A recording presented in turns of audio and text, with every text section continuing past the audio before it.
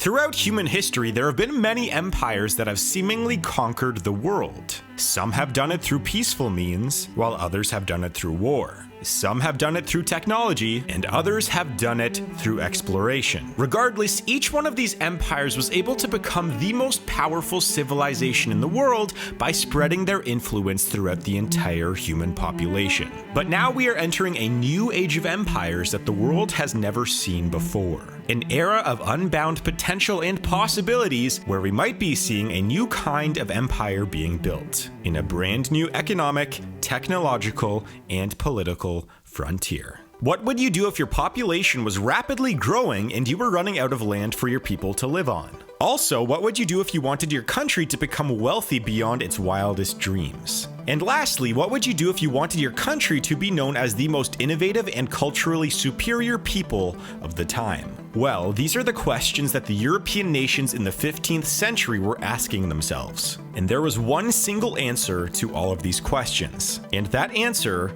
was the Age of Discovery. In the early 15th century, the Portuguese began sending ships along the African coast and into the Atlantic for three reasons. The first of which was that they wanted to take control of the African coast for militaristic purposes. The second was that they wanted to find better trade routes and resources. And the third was that they wanted to spread Christianity. Now, the Portuguese ended up discovering the Atlantic islands of Madeira and the Azores in 1420 and 1427 respectively. They also found that wheat and sugarcane were easy to grow on these islands, so these islands ended up making Portugal significantly wealthier while helping feed its citizens. Despite discovering these islands in the middle of the Atlantic Ocean, the Portuguese and all European nations at the time had no idea what existed past Cape Bojador, which was a point in northwestern Africa. In fact, there was a fear that anything past this point was the end of the world and wouldn't allow for any explorers to return. So, exploration past Northwest Africa did not occur until 1434, which was just after the invention of the new ship technology called the caravel. Now, this new ship technology led to a dramatic increase in exploration, where the Portuguese found and settled in many parts of Africa, such as Ghana, the Gulf of Guinea, Sierra Leone, Mozambique, and Mombasa, while also settling in parts of India, southern Asia, and Brazil. The addition of these lands to the Portuguese Empire ended up giving Portugal a dramatic increase in trade and resources, which made the country go through an economic boom. And during this time, other European nations began to notice the success of the Portuguese Empire. So many other European nations began exploring as well in hopes of increasing their wealth and military power while spreading their culture just like Portugal. The Spanish settled in the Canary Islands in 1436, then conquered the Caribbean in 1502, Panama in 1513, Mexico in 1519, Peru in 1531, most other South American countries by 1582, and Florida and Texas by 1622. Now, this led to an economic boom for the Spanish Empire, where they gained access to many valuable resources such as gold and spices. And the British had a similar story in the 17th century when they captured Jamaica, the Bahamas, Bermuda, Barbados, Maryland, Rhode Island, Connecticut, Carolina, and New York, and they eventually settled in all of these places between 1624 and 1663. And over the next several centuries, the British kept expanding, and by 1913, the British Empire would expand to Canada, Australia, India, East and South Africa, parts of East Asia, New Zealand, several South American countries, and much more. And this British Empire became the largest empire in the history of the world. It had about 23% of the world's population under its ruling, while having control over 25% of all land on Earth. Now, this rapid colonization and expansion of the British Empire led to the saying, "The empire on which the sun never sets," meaning that the empire was so big that the sun was always shining on at least one part of its territories at all times. This also led to an unprecedented economic power imbalance, where 25% of the world's GDP in 1870 came from the British Empire. Meanwhile, other rich nations, such as the United States, only had 9% of the world's GDP. And the reason why the British's wealth was able to grow so much is because they controlled so much land, resources, and trade routes around the world. But all of these empires that were created in the Portuguese, the Spanish, and the British were only made possible by a daring exploration of an unknown frontier. They created habitable settlements, usually with just a few hundred people at a time, and they eventually made massive advancements in technology which allowed for faster travel and better extraction of resources. So now that brings us to today. You see, many countries right now are asking themselves the same questions that Europeans were asking themselves in the 1400s. But today there's a problem. How can a country in modern times become extraordinarily wealthy, be known as the superior nation of the world, and expand the land area for which its people live when there isn't any land to expand into? I mean, virtually all land on Earth is claimed by some country or nation, except for 4 strange spots. The first is the Arctic. The second is Antarctica. The third is a 2,060 kilometer squared plot of land called Bir Tawil in between Egypt and Sudan. And the fourth is called Gornja Saiga, which is a plot of land between Croatia and Serbia that currently has no owner. However, several individuals have tried to claim the land as their own and attempt to start their own country. One of these attempts was by a libertarian politician who wanted to call this land Liberland and have its national currency be a new cryptocurrency, but this claim has not been recognized by any international authority. But anyways, what I'm trying to say here is that if a country wants more resources, land, or better trade routes today, they cannot simply go on an expedition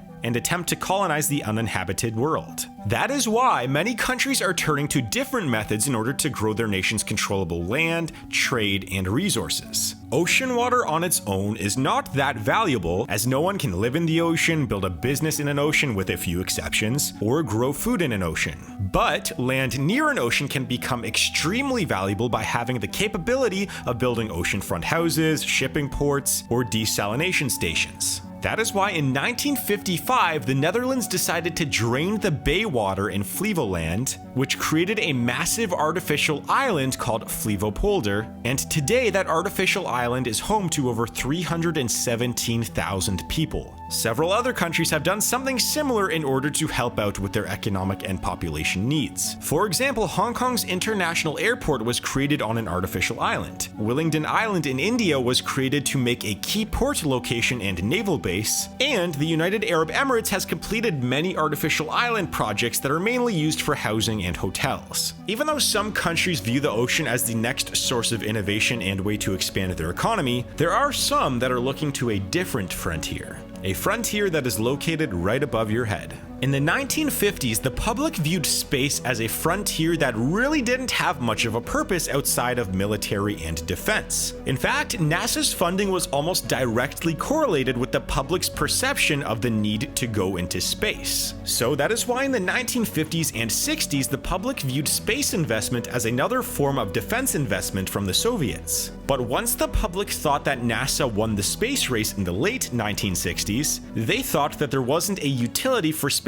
investment anymore, which is why NASA's budget was cut by 80% from 1966 to 1975. But what the public did not know at the time was that space would soon become a key player for the world's economy. In 1975, there were only a few dozen satellites orbiting the Earth at any one point in time, and most of these were very primitive and could only do a few basic functions that didn't affect consumer life down on Earth. Meanwhile, today, the Earth has over 5,000 satellites orbiting it at any one point in time, and these serve a wide range of purposes. For example, GPS applications like Google Maps, Waze, and Apple Maps are all multi-billion-dollar utilities that rely on just 30 satellites currently orbiting the Earth. Satellite imagery is also a massive industry that has developed from the space economy. This technology has been used for things like making YouTube videos and showing maps on screen. It has also been used by GIS engineers like I used to be, where I used satellite imagery to determine the best commercial investment locations, and satellite imagery has also played a major role in many other industries, such as fishing, meteorology, oceanography, forestry, geology, and the military.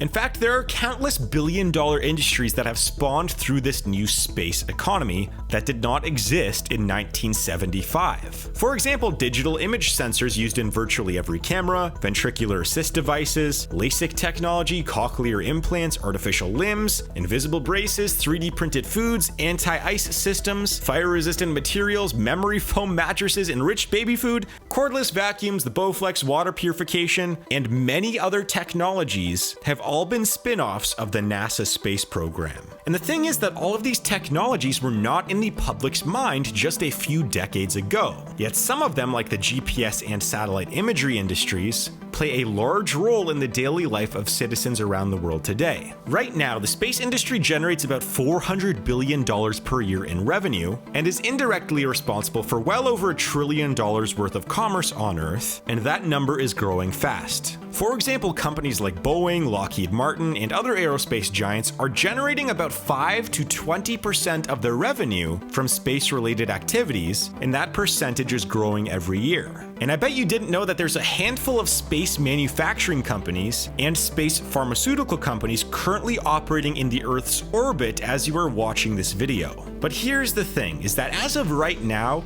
doing anything in space is expensive. Or at least, it was. In the 1960s, it cost roughly $85,000 to launch 1 kilogram into space. From 1970 to the year 2000, it cost roughly $30,000 to launch 1 kilogram into space. But then, with the advancements in rocket technology from companies like SpaceX, the cost of putting 1 kilogram into space today is only about $1,400. Meaning that the standard payload that would cost about $5 billion to put into orbit during the Apollo missions now costs about $80 million today. And some of those payloads today are actually being bought in bulk by separate companies for the same launch. So if one SpaceX rocket can carry 64,000 kilograms of payload into space, that payload might be carrying 100 different objects from 100 different companies at the same time. So essentially, space is now becoming a much more economical venture than it used to be just a few decades ago. And this is why I see a parallel between what we are going through now in the modern space age and what the early explorers did many centuries ago. You see, something that I didn't mention earlier was that Viking explorers discovered North America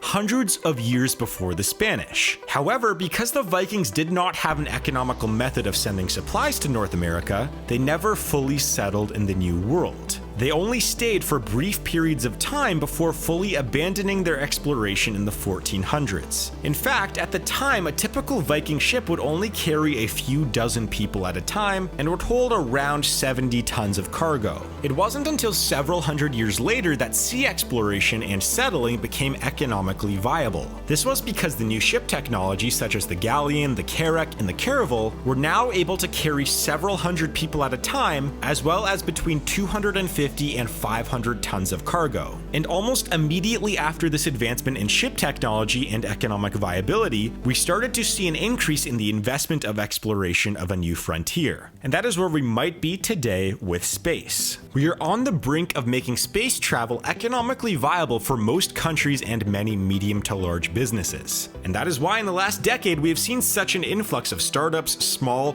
and relatively poor countries get into the space industry. For example, did you know that Luxembourg, Turkmenistan, Bolivia, Sri Lanka, and Poland have all started space programs in the past decade and have launched satellites into orbit? You see, space is no longer just a venture for the richest countries in the world. But now that brings up the question, where might the future return on investment of space come from? Well, here are a few things going on right now. SpaceX and Amazon are launching their own internet service by launching hundreds of satellites into orbit. Currently, several hundred of these satellites have already been launched, and there will actually be a beta test for this new internet within the next 6 to 12 months. Virgin Galactic has focused heavily upon the space tourism and travel industry. Their unique hybrid rocket plane design has made it possible to take off from a runway, then enter suborbital space, and safely land on another runway. And even though this might seem like it is just for tourism, it might actually be a replacement of the airplane in the future. Because a typical plane will travel around 500 miles per hour during its flight, but because the Virgin Galactic Unity spacecraft travels through space, it can reach speeds of up to 2,500 miles per hour. Meaning that a flight from New York to Hong Kong that would typically take up to about 16 hours could now be completed in about 4 to 5 hours instead. But arguably the most important part of the future of the space economy might come from colonization and property rights. I mean, let's really think about this for a second. If a company like SpaceX were to send humans to Mars by 2024, or maybe potentially have a Mars habitation by 2040, would the people on Mars have property rights to the land that they settle on? According to the current space treaty, every spacefaring country in the world has agreed that there is no such thing as ownership of any part of a celestial body outside of Earth. But then what happens to the colony on Mars? What laws or rules do they follow? Do they make their own? This will bring up a ton of questions within the next few decades. I mean, if 10 people were to become the first habitants of Mars in 2040, there is no nearby governing body to tell them that this is not their land. So theoretically, SpaceX could call their colony Elon Musk land, and there wouldn't be a single governing body on the planet that could kick them off Mars or punish them. Now, if that were to happen, it would be very likely that the company on Earth would face some sort of repercussions. But the Mars claim of land and property rights might still hold to be true. And if that were to happen in the future, theoretically, if you could colonize Mars before anyone else, you might theoretically be able to control the laws and resources of that part of the planet. And interestingly enough, by most metrics, most of the resources that are under the Martian surface are very similar to what we have on Earth, meaning that colonizing Mars and dominating space might be the next economic and geopolitical frontier for humankind, similar to what the Europeans went through roughly 600 years ago. And even though this future might seem far away to some of you, I would be willing to bet that the future is much closer than you think. And keep in mind that from the time that the Vikings initially discovered and tried to settle on North America to the time that it became economically and technologically viable to actually settle there, that time difference was nearly 600 years. And I know that there's a ton of other challenges that come with trying to live on Mars, but as technology advances and space travel becomes more economically viable every single year, we might be seeing some new empires being built in the final frontier. So what do you think of the space industry, and what are your thoughts on the land claims and laws on Mars? Let me know in the comments down below. And make sure to check out my documentaries playlist on my channel, as it has a bunch of videos very similar to this. And please hit that like and subscribe button, it really helps me out a lot in the channel when you do that, so please do those things. But anyways, make sure to click on my documentaries playlist, and I will see you guys in the next video in just a few seconds.